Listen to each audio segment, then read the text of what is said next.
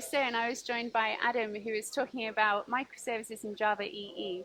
And this time we're now in the capital of Romania in Bucharest, and you just gave a keynote about serverless. So I wanted to ask you, because you gave a brilliant demonstration where you built a little JavaEE application, essentially, that was only 4 kilobytes. And then we looked at the JavaScript code for the front end. Compared to what you can do with JavaEE and serverless, do you think that the front-end JavaScript code and the libraries are kind of maybe a bit behind and letting the side down because they're a bit heavier? You mentioned there's so much code to delete. Yeah, I think not behind. I think the JavaScript community makes the same mistakes we did 5 years ago. But fortunately, there is another movement like web components and Polymer, which get very pragmatic, and they have very similar mindset to JavaEE, like focus on business and on web standards, and just provide additional syntactic sugar without too much craziness.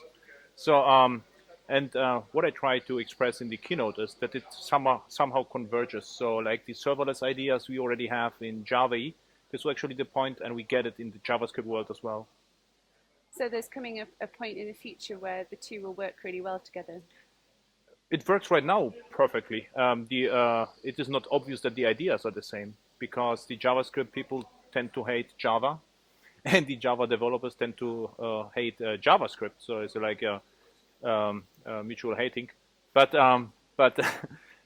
actually, what I try to show you that this ES6, this was the modern JavaScript, it actually looks like Java. So for Java developers, it's not a big deal to learn web standards right now.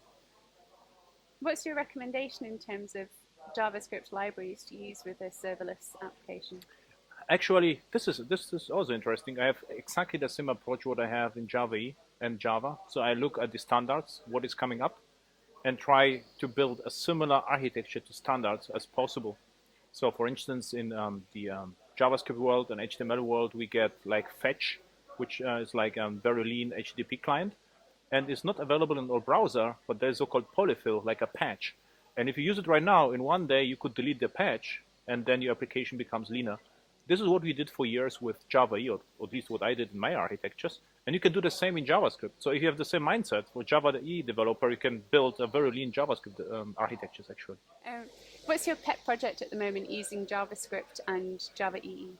So my leisure project, I think you mean a leisure project, is actually 2 projects, Prometheus, and I built stuff called X-Ray. It's like a statistics project for my blog, I think 5 years ago.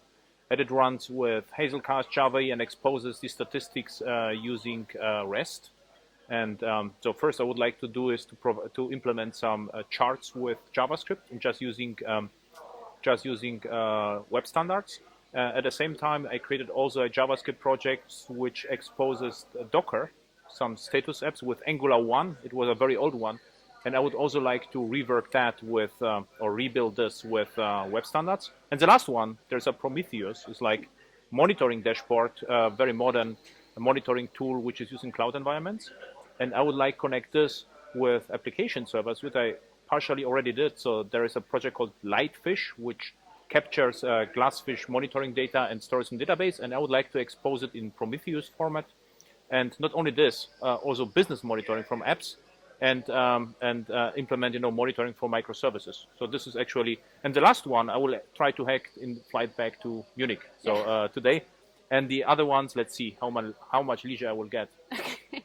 Well, that sounds good. So lots of statistics and data, and are you looking at feedback, and what are you trying to learn from the statistics? The main problem always was in Java, everyone was focused on code coverage, which is more or less meaningless in distributed systems. And something like, key health monitoring or key performance indicators is completely lacking. And with JavaEE, it's just very simple to expose your business statistics, like, how many attendees registered to the conference, how many registrations failed, or how many throat attempts there were. And you could expose this via simple format and make a nice dashboard for the client to see what's going on in the app. So no one is interested in amount of threads, sessions, whatever, but everyone is really interested in what's going on in the app. It's like a dashboard or a cockpit. There is not a good name for that. And this is what I will do. And we need it in all of my projects, actually. And we do it afterwards. So if the projects fail, then we implement this. And I will do it, start with that right now. And you're right. We need some charts for the clients, because no one is interested in numbers or sheets. Thank you very much. Thank you.